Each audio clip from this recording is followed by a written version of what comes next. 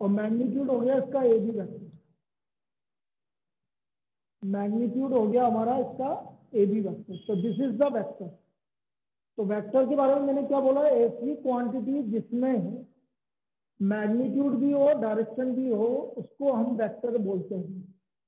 Magnitude या तो ऐसे लिख दो डायरेक्ट बिना कुछ भी लिखे हुए, या इसको ब्रैकेट में और ए बी वेक्टर, तो इसको मैग्नीट्यूड बोलते हैं। और ये आपका वेक्टर है जिसकी डायरेक्शन ए से बी की तरफ है, जिसकी डायरेक्शन ए से बी की तरफ। तो दिस इज कॉल्ड वेक्टर, इसको हम वेक्टर बोलेंगे। अब सबसे पहले जो हमारा काम आता है वो है यूनिट वेक्टर। तो हम लिखेंगे unit vector, unit vector. A vector which has both which has magnitude 1 unity is known as unit vector. Unit vector, it is denoted by a cap for a vector a vector। इसको हम A cap से denote करेंगे किसी भी vector का। जैसे ए vector कोई भी वेक्टर है उसका मुझे यूनिट वेक्टर निकालना है, तो बेटा मैं उसको लिखूंगा ए कैप। तो बेटा ए कैप हुआ A vector upon magnitude of A vector. किसी भी वेक्टर को उसके मैग्नीट्यूड से डिवाइड कर देंगे तो हमें यूनिट वेक्टर मिलेगा। किसी भी वेक्टर को उसके मैग्नीट्यूड से डिवाइड कर देंगे तो हमें यूनिट वेक्टर मिलेगा।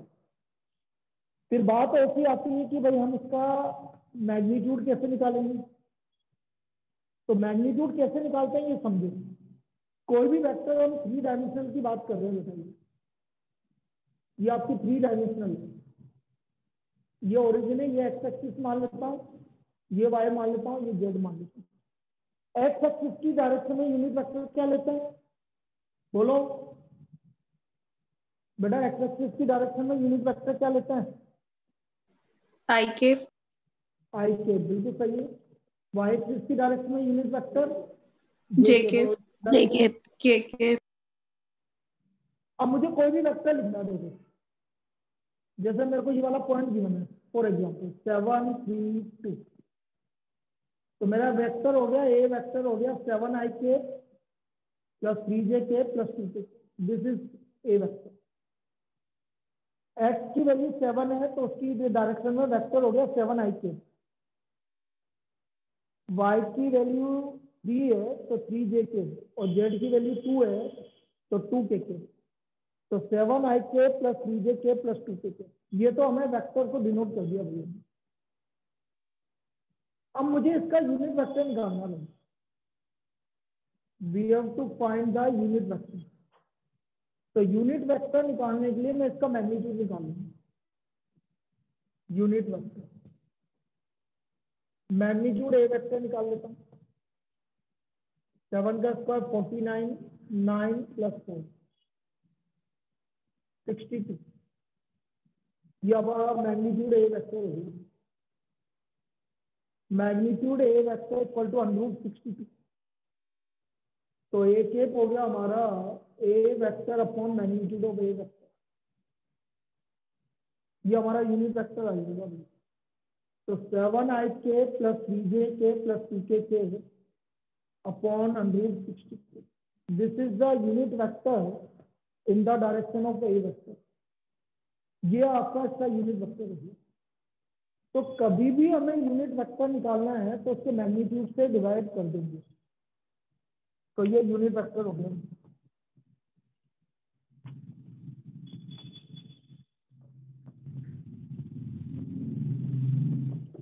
भाई किसी को सैंपल पेपर चाहिए तो सैंपल पेपर मैंने मंगवा लिए हैं, ठीक है ना। तो ये वैसे प्रिंटेड रेट 220 है, लेकिन अपन को 30% डिस्काउंट दे रहा है, तो उसने लमसम बताया इसका 160, ठीक है। तो ये भैया से ले लेना जी जिसको लेना। इधर रख देता हूँ।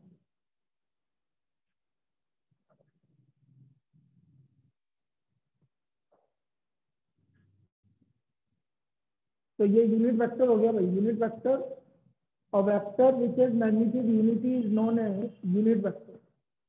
It is denoted by HK for a vector A vector. चलिए इससे एक प्रॉब्लम करते हैं। देखो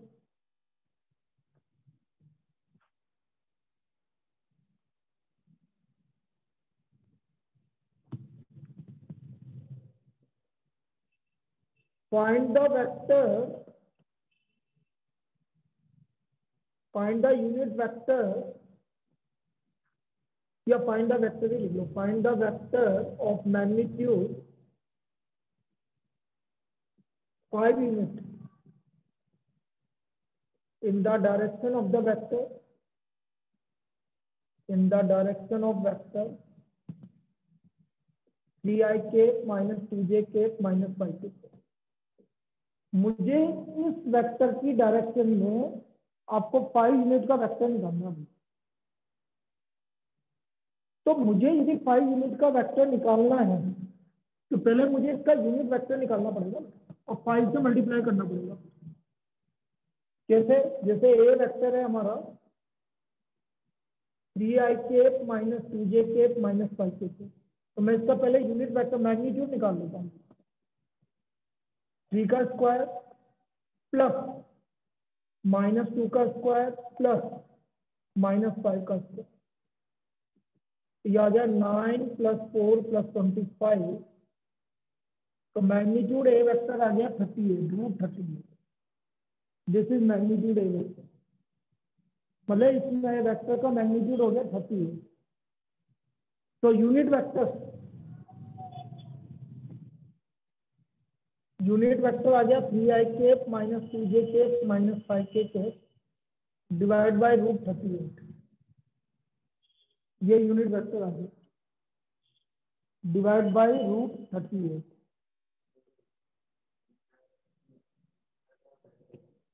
यूनिट वेक्टर है अभी मैग्नीट्यूड 5 यूनिट का वेक्टर निकालना है।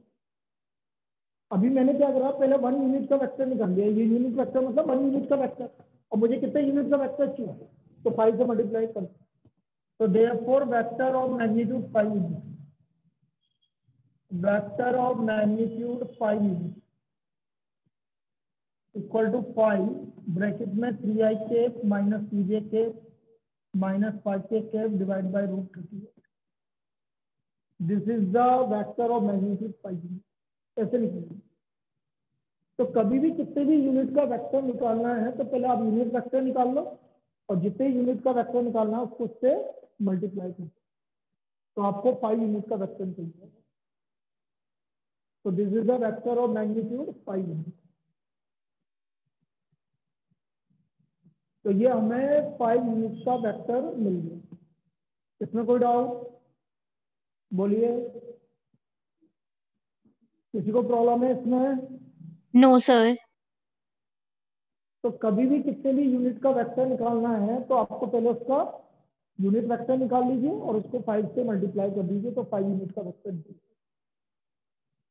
अब देखो यहाँ पर इसके बाद हम बात करते हैं कि कोई भी वेक्टर होता क्या है, वेक्टर को कैसे निकालते हैं। तो पहले मैं बात कर रहा हूँ पोजीशन वेक्टर की, ठीक है। हम पहले बात करेंगे पोजीशन वेक्टर की। पोजीशन वेक्टर, अब कोई भी पोजीशन वेक्टर निकालना है, जैसे मुझे ए पॉइंट गिवन है, एग्जाम्पल समझना, जैसे मुझे कोई भी ए पॉइंट गिवन है, ए के कोऑर्डिनेट है 3 - 2 5, और ये बी पॉइंट गिवन है 2 4 6, तो ये इनके पोजीशन वेक्टर बोलते हैं इसको। अब जो भी वेक्टर होता है, कोई पॉइंट कोई भी वेक्टर नहीं होता कभी भी, वो हमेशा किसके रेस्पेक्ट में होता है? ओरिजिन के रेस्पेक्ट। जैसे ही आपका ओरिजिन है, तो ये कौन सा वेक्टर हुआ? ओ ए वेक्टर। और ये कौन सा वेक्टर हुआ? ओबी वेक्टर। तो देखो उधर ओ A vector, O A vector हो गया हमारा 3i cap minus 2j cap plus 5k cap। This is O A vector. कोई भी पॉइंट वेक्टर नहीं होगा, हमेशा ओरिजिन के रेस्पेक्ट में होगा, तो उसको हम क्या लिखेंगे, ओए वेक्टर। इसी तरह ओ बी वेक्टर, क्या हुआ O B vector, 2ik plus 4jk plus 6kk, ये हमारा ओ बी वेक्टर हो गया। अब मुझे निकालना है A B vector. A B vector हो गया O B vector minus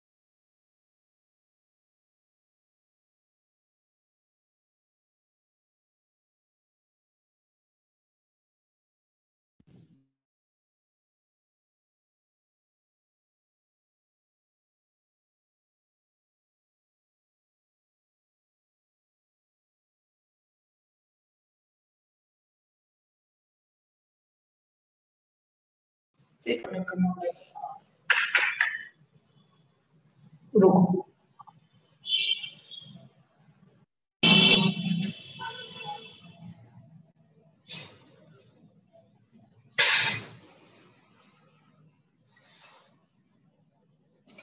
phone को अलग करना ही पड़ेगा यार इससे। आ रही है? हेलो, यस सर आ रही है। अरे ये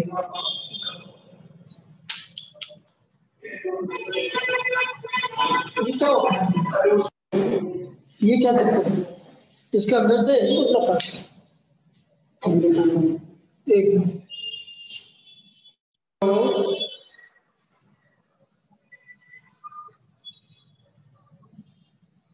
इस पे क्लिक करना है। इस पे क्लिक करो।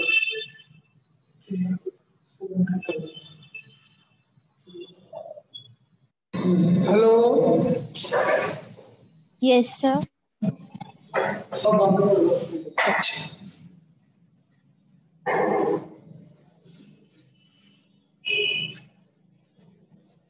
क्या करना है? ये वहां पर से बंद हो जाता होगा।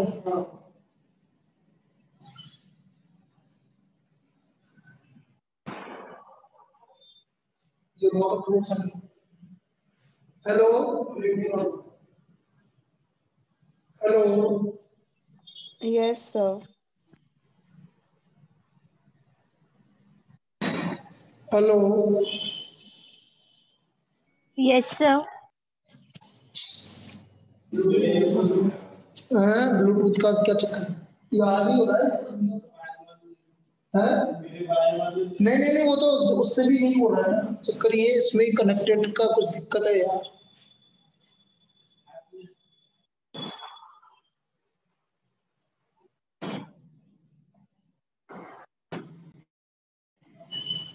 चलो चलने दो, आवाज तो आ रही है ना तुम्हें?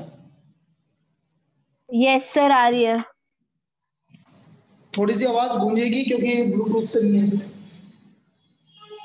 आवाज तो गूंजेगी। चलो ये वाली क्लास तो कंप्लीट करते हैं, देखते हैं इसमें कुछ और लफड़ा क्या है, ये चेक करेंगे इस क्लास के बाद।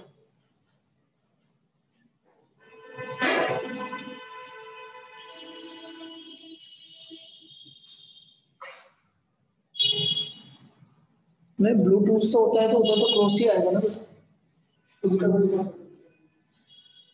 चलो एक बार देख लेते हैं।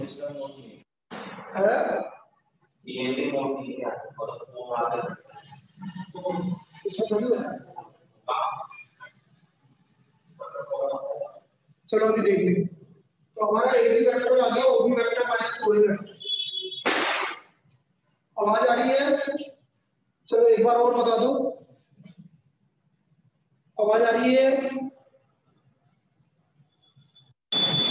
चलो, A B vector equal to O B vector minus O A vector.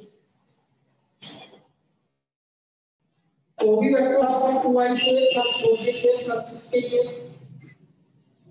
Minus O A vector हो गया 3i के माइनस 2j के प्लस 5k के। अब मैं इसको सब्ट्रैक्ट कर रहा हूँ, डायरेक्ट ले रहा हूँ 2 माइनस 3 माइनस i के 4 माइनस माइनस प्लस 6j के और 6 माइनस 5 प्लस k। तो ये वैल्यू आ गई मेरी इसमें। तो माइनस आई के प्लस 6j के प्लस के माइनस आई के प्लस 6j के प्लस के, ये हमारी इसकी वैल्यू आ गई पोजीशन वेक्टर। तो कभी भी पोजीशन वेक्टर निकालना है तो second point minus first point, दूसरे पॉइंट से पहले पॉइंट को सब्ट्रैक्ट कर देंगे तो हमारा पोजीशन वेक्टर आ जाएगा। इसमें कोई डाउट बोलो? ये नो क्लियर सर। है? Yes sir. ठीक, तो ये पोजीशन वेक्टर निकालने का तरीका है। अब यहां पर हम बात करते हैं ट्रायंगल ऑफ वेक्टर। ट्रायंगल, क्योंकि ये जो चीज आई है ट्रायंगल ऑफ से ही आई है। कैसा है ये ट्रायंगल ऑफ वेक्टर्स, क्या होता है ये समझो।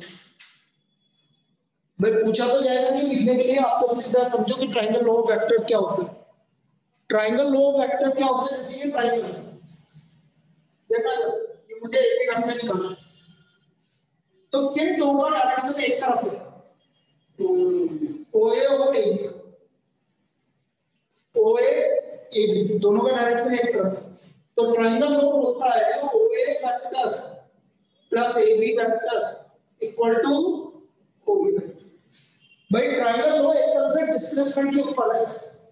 मैं O पॉइंट से B पॉइंट पे गया, एक तो डायरेक्शन मैंने लिया एक से और एक डायरेक्शन में, तो दोनों का डिस्प्लेसमेंट सेम है, आप पहुंचे एक ही जगह पे हो। तो OA vector plus AB vector will be equal to OB vector. This is called triangle law vector. ये ट्रायंगल लॉ वेक्टर है। तो यहां से हमारा AB वेक्टर आ गया, OB vector minus OA vector. यहां से हमारा AB वेक्टर क्या आ गया, OB vector minus OA vector. देखो आ रहा है कि नहीं आ रहा, जब मैंने नीचे लिखा। अब ट्रायंगल लॉ ऐसे होता है, देखो वापस से एक और एग्जांपल देके समझा दो। ये ट्रायंगल ABC, AB का डायरेक्शन ये था, AC का डायरेक्शन ये था, सपोज BC का डायरेक्शन ये था। अब बताओ किन दो का डायरेक्शन एक तरफ है, AC और CB। तो मैं ऐसे लिखूंगा AC vector plus CB vector equal to AB। AC vector plus CB vector equal to AB vector. This is triangle law of vector. ये ट्रायंगल लॉ ऑफ वेक्टर, ये हमारा triangle law of vector.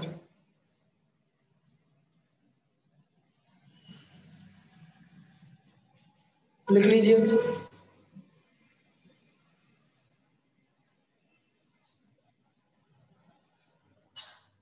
AC vector equal plus CB vector equal to AB vector. This is triangle law of vector. क्योंकि मैं A से B की तरफ जा रहा हूं, एक तो डायरेक्शन आ गया और एक इधर हो गया, तो this is called triangle law of vector. अब कभी कभी क्या होता है, आपका डायरेक्शन तीनों का एक ही तरफ होता है, तो फिर हम ऐसा नहीं, जैसे ये ट्रायंगल ABC, तीनों का डायरेक्शन एक ही तरफ है, तो क्या लिखेंगे यहाँ AB vector plus BC vector plus this will be equal to 0 vector. भाई तीनों का अपना डायरेक्शन सीधा A से वापस A की पोजीशन, तो डिस्प्लेसमेंट 0 हो गया, और डिस्प्लेसमेंट 0 हो गया तो आपके लिखोगे AB vector plus BC vector plus CA vector equal to 0 vector. This is the triangle law of vector. लिख लीजिए इसको, ये हमारा triangle law of vector.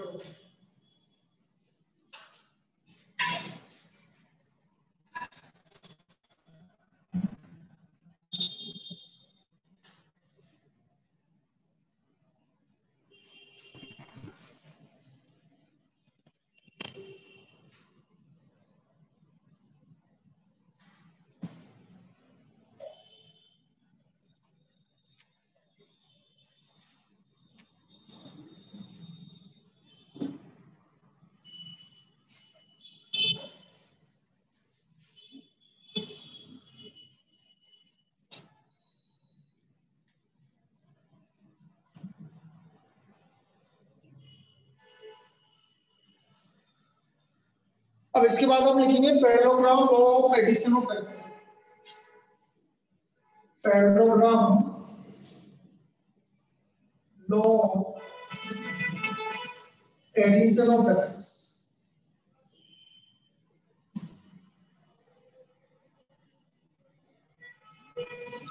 Parallelogram law of addition of vectors.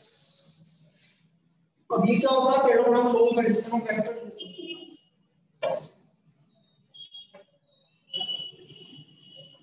जैसे आपको गिवन है OA वेक्टर और OB vector, दो एडिशन वेक्टर, इसको मैंने कंप्लीट किया एक पैरेललोग्राम लॉ ऑफ एडिशन और पैरेललोग्राम बना OC इसका डायगोनल इस तरह से OA वेक्टर OB वेक्टर और OC इसका डायगोनल है। OC इसका डायगोनल है। OA वेक्टर डिनोट कर रहा है A vector, OB vector denote कर रहा है B वेक्टर। मुझे निकालना है OC वेक्टर, इसका डायरेक्शन ये मान तो इन ट्रायंगल OAC इसका आप ट्रायंगल लगा दो। कैसे लगेगा triangle? OA vector plus equal to लगेगा। अब AC वेक्टर बेटा जो AC का डायरेक्शन A से C तक हो रहा है, जबकि पैरेललोग्राम में क्या होगा? ये AC किसके इक्वल होगा? OB के इक्वल। तो मैं AC की जगह OB वेक्टर लिख सकता हूं। तो ये हो गया A vector plus B vector. इसका मतलब यदि कोई भी पैरेललोग्राम की दो एडजेसेंट साइड A वेक्टर और B वेक्टर से डिनोट हो रही है तो उसका डायगोनल उन दोनों के सम के इक्वल आएगा। ये parallelogram law addition of vector है। तो उसका OC वेक्टर जो है उन दोनों के सम के इक्वल होगा। A vector plus B vector के इक्वल होगा। OC vector will be equal to A vector plus B vector.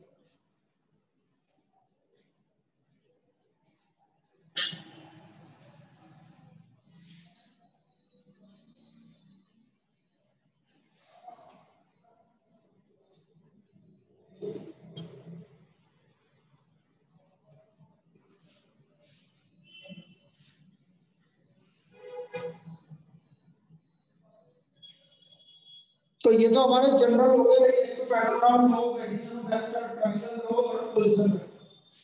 ये तीनों तो जनरल हो गए। ये सारे से एक डायरेक्शन में मतलब जैसे ट्रायंगल इसमें कर सकते हैं एक डायरेक्शन है। ये वो तो गिवन है आपको, ये गिवन है कि इसकी दो साइड ये ऐसे गिवन है, ये और ये गिवन है। मैंने ये माना इसका डायरेक्शन ये तभी तो ये इसकी इक्वल होगा। अच्छा एक लेवल होगा तो सब ये हमारा डायगोनल निकालना। कौन सा डायगोनल निकालना मुझे? AB vector. एक और डायगोनल है ये निकालना, ये निकालने के लिए पूछा जा सकता है आपसे।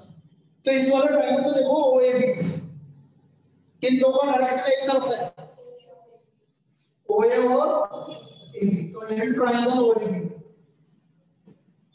OA vector plus AB vector equal to OB vector. तो बेटा AB वेक्टर दूसरा डायगोनल किसके इक्वल आया? OB वेक्टर इससे इक्वल है। तो दूसरा डायगोनल हमारा आ गया B vector minus A vector. तो ये हमारा दूसरा डायगोनल आ गया B वेक्टर माइनस ऐसे लिखेगा दूसरा। ठीक है,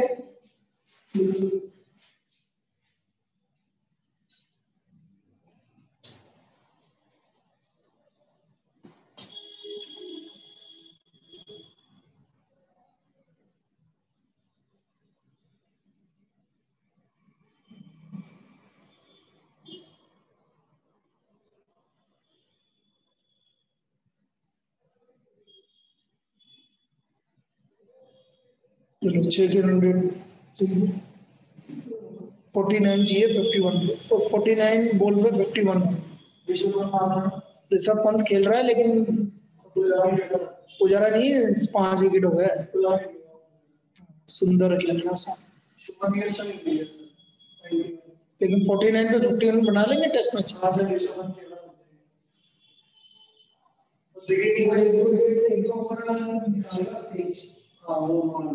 इसलिए अभी ये लेकिन इसमें क्या है टेस्ट पे एक थोड़ा सा एक दो मिनट के बाद सॉल्व करना इसलिए वो थोड़ा सा समझ नहीं कितना मिनट वो तो होगा जब हम ये स्टार्ट करो जाओ 24 तो देखिए। चलिए भाई ये तो हो गया भाई हमारा। अब हमारा जो सबसे इम्पोर्टेंट पार्ट है इस चैप्टर का जो कि हमारा काम आएगा वो है direction ratio and direction cosine. ये सबसे इम्पोर्टेंट पार्ट क्योंकि पूरी थ्योरी इसी के ऊपर based direction cosine and direction ratio. तो नेक्स्ट टॉपिक लिखो direction cosine and direction ratios.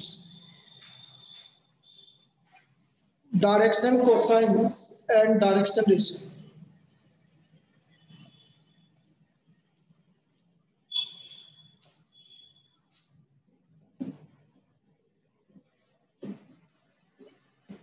सबसे पहले मैं डायरेक्शन कोसाइन्स की बात करूं देखो ये एक्स एक्सिस ये वाई एक्सिस ये जेड एक्सिस और ये कोई वेक्टर है p ये p पॉइंट है ये कोई वेक्टर को डिनोट कर रहा हूं। मैं मान लेता हूं कि x एक्सिस के साथ ये वेक्टर अल्फा इनका बना y एक्सिस के साथ बीटा बना और z एक्सिस के साथ गामा। तो इनके जो कोसाइन एंगल है उसको हम डायरेक्शन कोसाइन बोलते हैं। l से डिनोट करते हैं तो l equal to cos alpha m equal to cos beta और n equal to cos। These are called direction cosines of this vector. ये इस वेक्टर का डायरेक्शन कोसाइंस कहलाएगा। L equal to cos alpha m equal to cos beta और n equal to cos gamma. These are called the direction cosines of this vector, OP vector.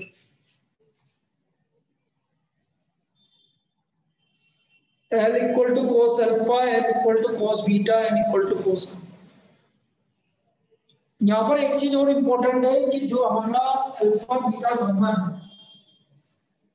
या value या तो 0 होगा या पाई होगा या उससे कम होगा। मतलब या तो एक्यूट एंगल होगा या ऑब्टयूज एंगल होगा उससे ज्यादा नहीं हो सकता। तो अल्फा बीटा गामा की वैल्यू 0 और पाई के बीच में होगी। अल्फा गामा की वैल्यू 0 और पाई के बीच में होगी।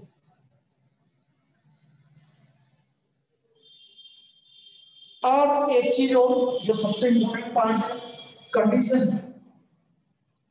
ऐसा नहीं कुछ भी आ रहा है L square plus M square plus N square का सम किसके इक्वल होना चाहिए हमेशा 1 के इक्वल।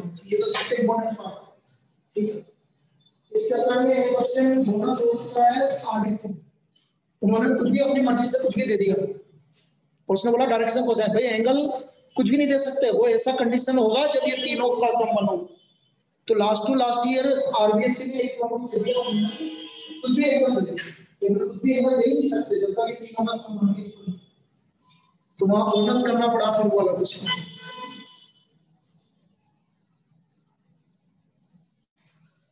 जैसे इसमें प्रॉब्लम कैसे देगा a vector measures 30 degree with x-axis, then 60 degree with x-axis, 120 degree with y-axis, and 45 degree with z-axis. Find direction cosine. Find direction cosines of this vector. तो हमें इसके डायरेक्शन कोसाइंस करना है। Find direction cosines of this vector 60 degree. तो अब मुझे यदि इसके डायरेक्शन कोसाइंस निकालना है तो ऐसा हो गया cos 60 1/2 m हो गया cos 120 ये हो गया -1/2 और n हो गया cos 45 डिग्री 1/2। एक बार इनको चेक कर लो भाई तीनों का सम 1 के इक्वल आ रहा है कि नहीं। एक बार चेक करके बताना बेटा। L square plus M square plus N square का सम 1 के इक्वल आ रहा है कि नहीं आ रहा?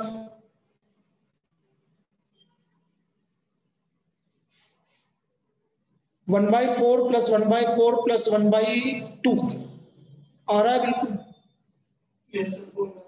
तो इसका मतलब ये इसके डायरेक्शन कोसाइंस होगा। तो इसको डायरेक्शन कोसाइंस को ऐसे लिखते हैं, डायरेक्शन कोसाइंस। ब्रैकेट में कभी नहीं लिखते, ऐसे 1/2 माइनस 1/2 1/2 ब्रैकेट में कभी नहीं लिखते। तो ये इसमें डायरेक्शन कोसाइंस। तो कभी भी डायरेक्शन कोसाइंस निकालने हैं तो आप इस तरह से निकालेंगे।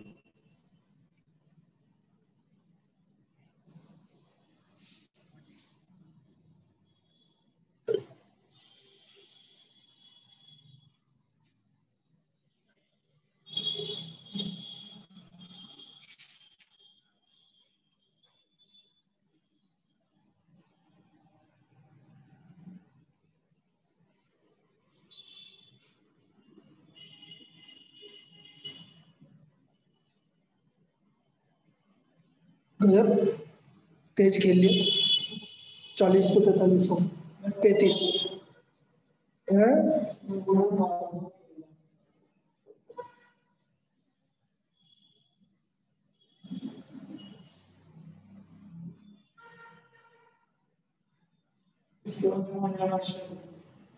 अश्विन कहाँ है? बताइए। चलिए भाई next.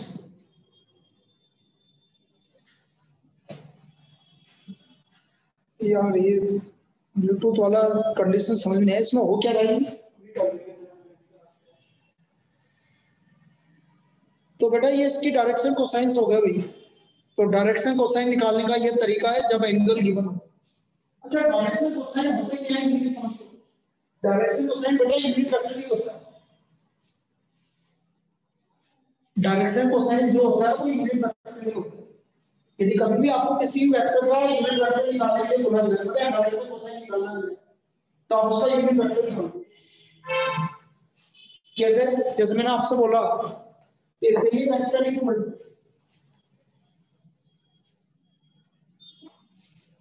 Vector equal 2i minus j plus k।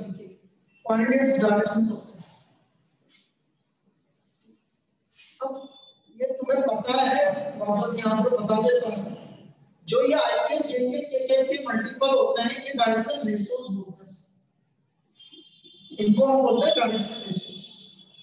तो डायरेक्शन रेशियो आ गया 2 - 1, ये इसका डायरेक्शन रेशियो है।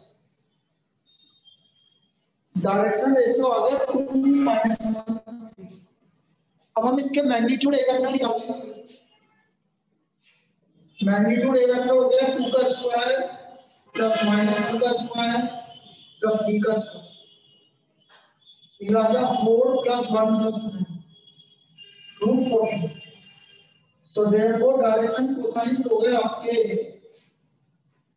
डायरेक्शन कोसाइंस हो गए आपके 2/√14 -1/√14 3/√14। तो मैंने क्या बोला, जो आपका यूनिट वेक्टर है वही डायरेक्शन कोसाइंस होगा। तो यहाँ पर आपका डायरेक्शन कोसाइंस हो गया 2/√14 -1/√14 और 3/√14। ये आपका इसका डायरेक्शन कोसाइंस है। चलिए अब इसके आगे का कल करेंगे। 1 बजे मिलते हैं, मैं खाना खा लूता हूँ, ठीक है।